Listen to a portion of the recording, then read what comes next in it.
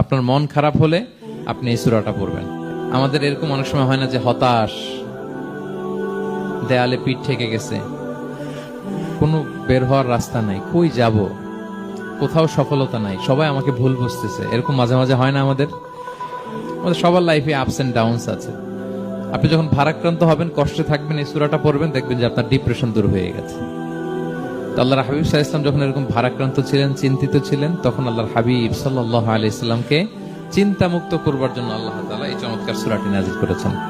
আল্লাহ নাযিল করলেন, আউযু বিল্লাহি মিনাশ শাইতানির রাজিম, বিসমিল্লাহির রাহমানির রাহিম, ওয়াদ-দুহা ওয়াল-লাইলি ইযা সাজা মা ওয়াদ্দাআকা রাব্বুকা ওয়া মা ক্বালা ওয়ালাল আখিরাতু খায়রুল লাকা মিনাল উলা ওয়ালা সাওফা ইউতিকা রাব্বুকা ফাতারদা।